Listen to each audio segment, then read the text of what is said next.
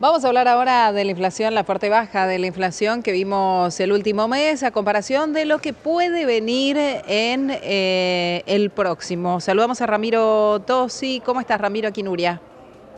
Hola Nuria, ¿qué tal? Buenos días. Bien, muy bien. Bueno, contanos un poquito la lectura que se hace de la inflación que hemos tenido, que fue realmente baja, inclusive más de lo que el gobierno esperaba, con algunos que se animan a decir que para el próximo mes puede venir un poquito más elevada. Así es, Nuria. La semana pasada conocimos el dato de inflación minorista de mayo, que como Mm. decías vos, estuvo casi un punto por abajo de lo que esperaban la mayoría de las consultoras, llegó al 4,2.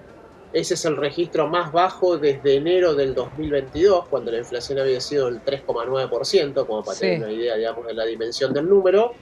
Y si vos descompones un poquito por qué se dio esa baja tan abrupta de la inflación, te vas a encontrar con que, por un lado, si bien, digamos, desaceleró un poco lo que se llama la inflación núcleo, que es básicamente alimentos y otros bienes, no te olvides que ahí tuvimos un efecto que es por única vez, que es el ajuste que se hizo en el rubro salud a raíz de esta devolución de ese exceso, digamos, de cuota que habían pagado los afiliados de la prepaga, que eso jugó favorablemente. Y la otra cosa es que el gobierno decidió suspender a fines de abril el ajuste que ya estaba predeterminado por inflación, tanto en la tarifa de electricidad como del transporte.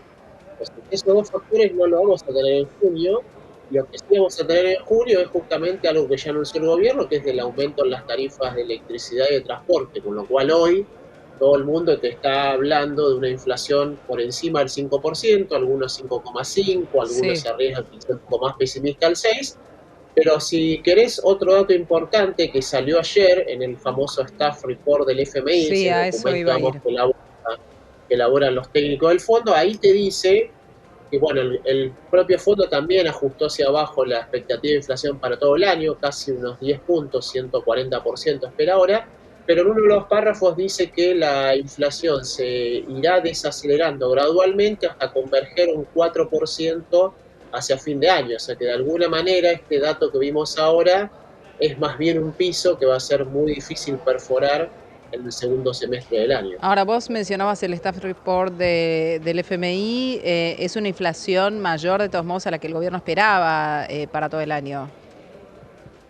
Sí, te diría Un que está, poquito. digamos, más o menos un poquito por arriba, pero no hay tanta divergencia. Y la otra cosa que también, quizás no sé si le ha gustado tanto al gobierno, si querés, es que el FMI también actualizó la proyección de crecimiento del PBI, que en realidad va a ser caída, Sí. ¿no? Que estaba en un 2,5, ahora digamos pasó del 2,8 al 3,5%, y el propio fondo dice que la recuperación va a ser gradual, o sea, de alguna manera está descartando esta idea de la recuperación en B, sino que ve que la recuperación va a ser mucho más lenta, ayudada obviamente por digamos, la recuperación de los sectores vinculados al agro, la minería y el petróleo, pero va a ser una recuperación lenta, o sea, es lo Ujú. que también el fondo está advirtiendo. Ujú. Ahora, de todos modos, digo, el fondo al decir que va a terminar convergiendo en una inflación del 4% aproximadamente, nos está diciendo que esta inflación va a ser sostenible.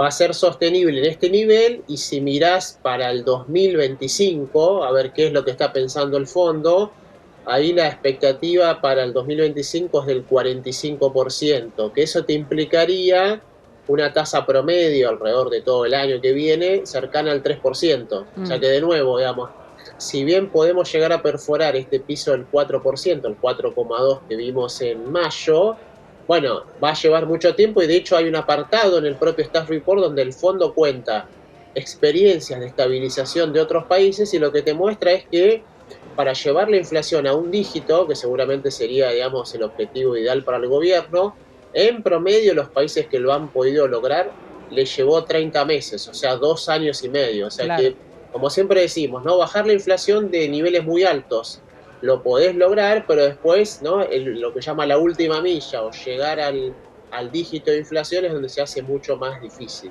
Claro, y sostenerla, sobre todo, poder sostenerla, Es, ¿no? Porque la gran pregunta es si cuando la gente empieza a tener en algún momento, si entendemos que la industria va a tender a recuperarse, como decíamos todos, cuando la gente empiece a tener un poco más de plata en el bolsillo, si eso se va a volcar directamente al consumo y entonces va a hacer que estos números se reviertan.